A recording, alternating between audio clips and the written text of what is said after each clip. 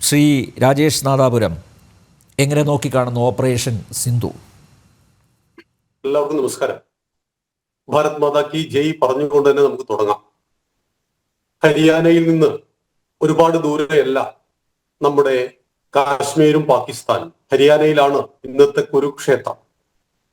കുരുക്ഷേത്ര യുദ്ധഭൂമിയിൽ 5000 വർഷം മുമ്പ് ഭഗവാൻ ശ്രീകൃഷ്ണനും അർജുനും ഏതൊരു ധർമ്മ യുദ്ധത്തിനു വേണ്ടിയാണോ അടരാടിയത്, 5000 വർഷങ്ങൾക്കിപ്പുറം ഭാരതമാതാവിനെ വെട്ടിമുറിച്ച് 75 വർഷം മുമ്പ് പാകിസ്ഥാൻ കൊടുത്തതിനു ശേഷം എല്ലാ പ്രശ്നങ്ങളും തീരുമെന്നായിരുന്നു ഗാന്ധിജിയും നെഹ്റുവും നമുക്ക് നൽകിയ ഉറപ്പ്.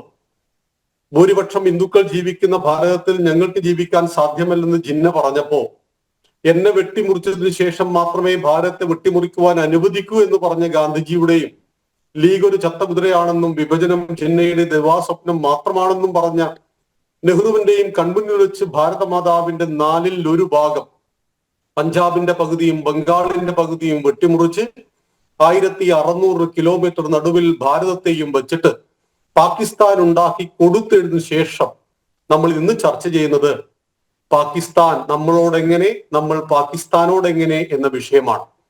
12,000-ൽ പരം സൈനികന്മാരുടെയും 50,000-ത്തിനടുത്ത് സിവിലിയന്മാരുടെയും ഭാരതീയരുടെയും മരണത്തിന് ഉത്തരവാദിയാണ് ഈ പാകിസ്ഥാൻ. ആ പാകിസ്ഥാനെ നിലക്ക് നിർത്തുവാൻ നീതിശാസ്ത്രം തന്നെയാണ് ഭാരതം ഉപയോഗിച്ചിരിക്കുന്നത്. അതായത് മഹാവിഷ്ണുവിന്റെ 4 കൈകൾ നോക്കുമ്പോൾ 2 കൈയിൽ ഒന്ന് ശംഖാണ്, മറ്റൊന്ന് താമരയാണ്. എന്നാൽ മറ്റു 2 കൈകളിൽ ചക്രവുമുണ്ട്, ഗദയുമുണ്ട്. സത്യവും ധർമ്മവും പറഞ്ഞാൽ മനസ്സിലാകുന്നവനുമുണ്ട്, ശക്തിയുടെ ഭാഷ മനസ്സിലാകുന്നവനുമുണ്ട്. പാകിസ്ഥാനോട് ഒരു അഹിംസാ സിദ്ധാന്തവും വിജയിക്കില്ല. പാകിസ്ഥാനെ തിരുത്തുവാനും കഴിയില്ല. പാകിസ്ഥാനിലെ ഭീകരതയെ ഇല്ലാതാക്കുവാനേ കഴിയുള്ളൂ.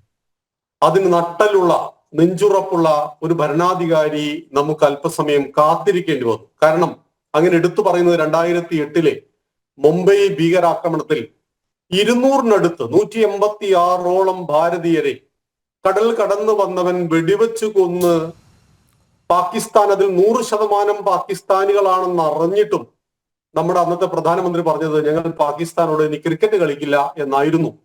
പക്ഷെ ഇവിടെ പഹൽഗാമിൽ നമ്മുടെ പ്രിയപ്പെട്ട ഭാരതീയരുടെ മതം ചോദിച്ച് വെടിവെച്ചു കൊന്നപ്പോ, കലിമ ചൊല്ലാൻ അറിയാമോ എന്ന് ചോദിച്ച് അറിയാത്തവരെ എല്ലാം വെടിവെച്ചു കൊന്നപ്പോ അതിനൊരു പ്രതികരണവും പ്രതികാരവും വേണമെന്ന് 143 കോടി ഭാരതീയരും കാത്തിരിക്കുകയായിരുന്നു. അക്കൂട്ടത്തിൽ നമുക്ക് പാകിസ്ഥാന് വേണ്ടി ജയ് വിളിക്കുന്നവരെ ഒഴിവാക്കാം, മനസ്സുകൊണ്ട് പാകിസ്ഥാനെ നമിക്കുന്നവരെ നമുക്ക് ഒഴിവാക്കാം.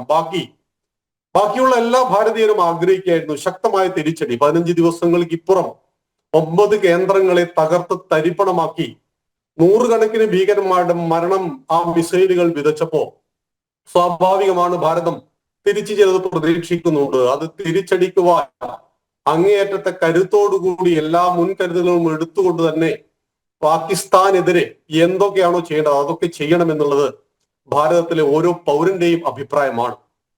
എന്റെ വീട്ടിലെ വിളവ് തൊട്ടടുത്ത വീട്ടിലെ പശു വന്നിട്ട് തിന്നാൽ ആ പശുവിന്റെ ഉടമസ്ഥൻ എനിക്ക് പിഴ തരണം. എന്നാൽ ആ പശുവിന്റെ ഉടമസ്ഥൻ എനിക്ക് പിഴ തരേണ്ടതില്ല, എന്റെ വീട്ടിലെ വിളവ് ഞാൻ വേലി കെട്ടി സംരക്ഷിച്ചിട്ടില്ല എങ്കിൽ. എന്നാൽ പാകിസ്ഥാൻ ഇവിടത്തേക്ക് വരുന്നത് വേലി പൊളിച്ചിട്ടാണ്.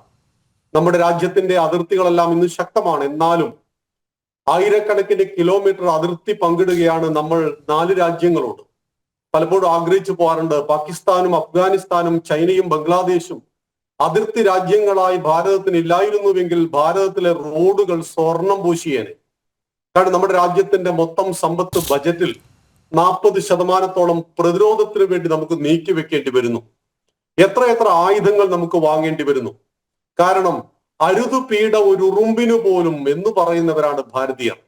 മതം പ്രചരിപ്പിക്കുവാൻ ഒരിക്കലും ഒരു രാജ്യത്തെയും ആക്രമിക്കാത്തവരാണ് ഭാരതീയർ. എന്റേത് മാത്രം ശരിയെന്ന് ഒരിടത്തും പറയാത്തവരാണ് ഭാരതീയർ. ഓൺലി എന്ന വാക്ക് നിഘണ്ടുവിൽ എവിടെയില്ലാതെ ഓൾസോ എന്ന് പറഞ്ഞവരാണ് ഭാരതീയർ. ഇസ്ലാമിനെ, ക്രിസ്ത്യാനിയെ, ജൂതനെ, പാഴ്സിയെ, മതമുള്ളവനെ ഇല്ലാത്തവനെ എല്ലാത്തിനെയും സ്വീകരിച്ച് ഹൃദയത്തോട് ചേർത്ത് വെച്ച ഭാരതമാതാവിനെ 1947-ൽ വെട്ടിമുറിച്ച് പാകിസ്ഥാൻ കൊണ്ടുപോയിട്ടും ഒരു രാത്രി സ്വൈരമായിട്ട് ഉറങ്ങുവാൻ കാശ്മീരികളെയും ഭാരതത്തിലെ സൈനികരെയും സമ്മതിക്കാത്ത ഇവർക്ക് ശാശ്വതമായ ഒരു പരിഹാരത്തിന്റെ മറുപടിയാണ് ഇന്ന് ഭാരതം കൊടുത്തുകൊണ്ടിരിക്കുന്നത്. തീർച്ചയായിട്ടും നമ്മുടെ സൈന്യത്തിനൊപ്പം, സർവോപരി നമ്മുടെ ഭരണാധികാരിക്കൊപ്പം സൈന്യം എന്നും ശക്തമാണ്. സൈന്യം 947, 965, 971, 999 4 യുദ്ധങ്ങൾ നമ്മൾ പാകിസ്ഥാനോട് നടത്തിയിട്ടുണ്ട്. 62 ചൈനയുമായിട്ട് നമ്മൾ പോരാടിയിട്ടുണ്ട്. പക്ഷേ അന്നെല്ലാം അനായാസേന പാകിസ്ഥാനെ തോൽപ്പിക്കുവാൻ സൈന്യത്തിന് കഴിഞ്ഞിട്ടുണ്ട്.